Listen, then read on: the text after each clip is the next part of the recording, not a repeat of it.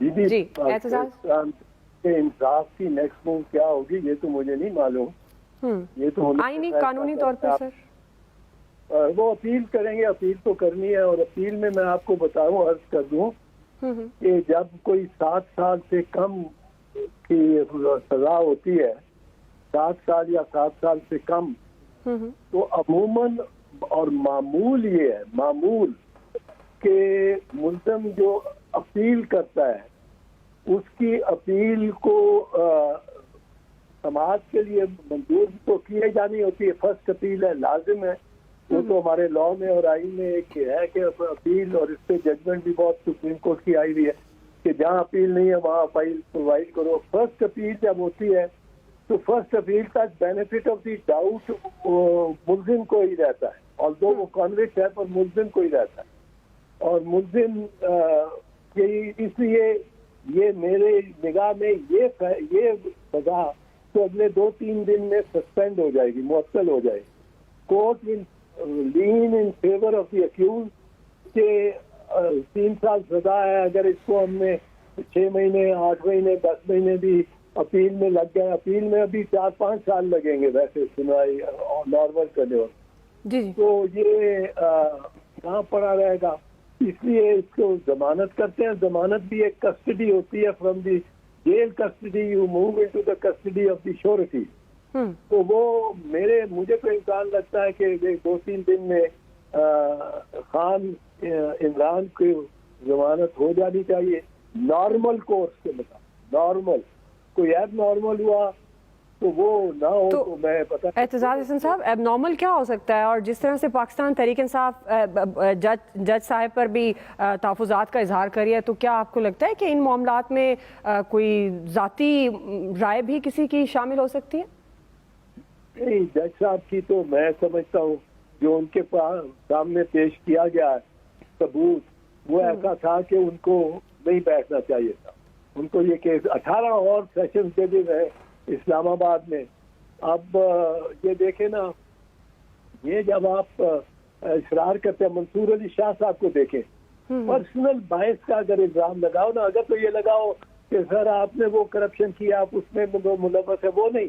अगर मैं कहूँ कि मेरे साथ जाती आपका ये अनाद है और जाती आपकी ये फेसबुक है, अकाउंट है फेसबुक, और वो एडमिट करें मेरा फेसबुक अकाउंट है, उसमें पोस्ट जो है, मैं फेसबुक के नहीं करता हूँ, मैं सुनाई पोस्ट मुझे लगता है कि मैसेज होता होगा या कोई खाका या तस्वीर भेजने। जी तस्वीर भी हो सकता है, उसके ऊपर पिक्चर भी हो सकती है या कुछ लिखा हुआ भी हो सकता है। जी मैंने देखी है वो तो इतनी तज़हीक आमेज, इतनी नफरत से भरी हुई फॉर दी अक्यूज्ड है कि वो कोई बहुत जुनूनी हो सकता है वो इतनी अपनी फेसबुक पे रख के बैठा, और उन्होंने एडमिट किया कि ये फेसबुक मेरी है। फिर वो जितनी जल्दी कर रहे हैं कि 8:30 बजे आप हाजिर हो, और 8:30 बजे सुबह ना हाजिर हुए तो मैं उड़ा दूंगा। तो भाई सारा दिन पड़ा हुआ है, उनको सारे दिन में सहूलत है किसी वक्त भी हाजिर हो जाने की। ठीक है, अदालत जब बुलाए उसमें जाना चाहिए, और अदालत ये धमकी नहीं दे सकती कि 8:30 बजे ना आए तो मैं आपके खिलाफ कर दूंगा मैरिज पे। वो पहले से ही कर रहे हैं। फिर आप देखें कि इस्लामाबाद ये बड़ी लोग मुझे बहुत फोन कर रहे हैं, और आपके मीडिया पे भी ये बात हो रही है फ्रैंकली दुआ।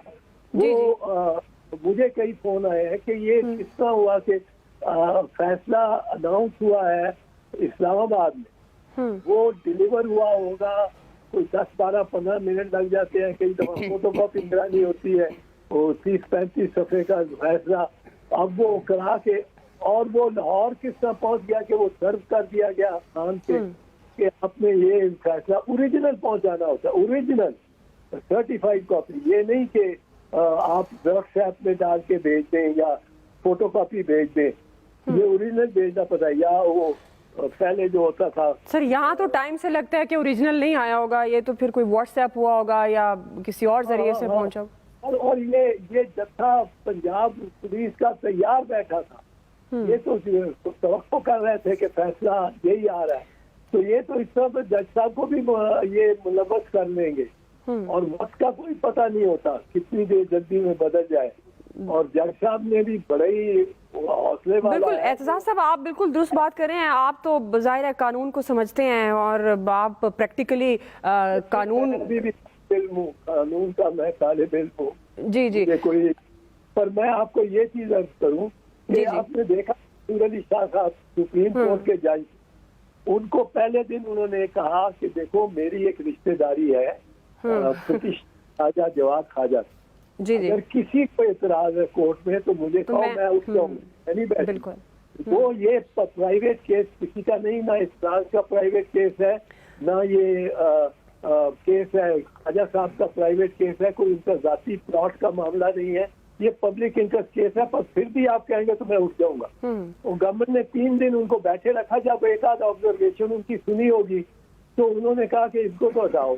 वो तीसरे दिन आके गवर्नमेंट ने कहा जी हमें एतराज है मंसूर अली शाह साहब के बैठने पे।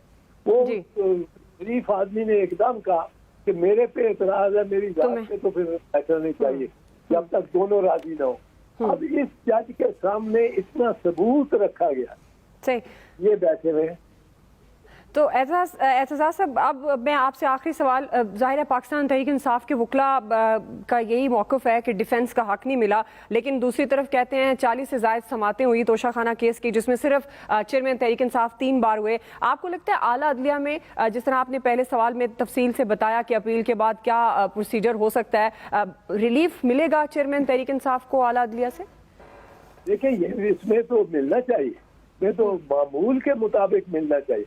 हमारी जेलें पहले ही भरी हुई है, तो 3-3 साल वाले सजा याफ्ता को आप जमानत पे रखेंगे तो बेहतर है बचाए कि वो जेलों को और भरे। तो सैकड़ों हजारों हैं 3-3 साल वाले, 5-5 साल जिनको सजा हुई है, उनको उनकी जमानत, उनका सेंटेंस सस्पेंड हुआ है और वो जमानत पे है। वो पेशी पे आ जाते हैं पर जमानत पे है, और पेशी भी बहुत कम होती है क्योंकि वो उनकी बारी पता नहीं कब आनी है।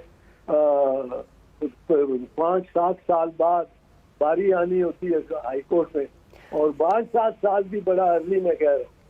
3 साल तो सबसे ज्यादा संगीन डेथ पेनल्टी वालों के पहले प्रायोरिटी है, फिर लाइफ इम्प्रिजनमेंट वालों, और जो कम तो 3 साल वाली तो प्रायोरिटी भी बहुत पीछे रह जाती है।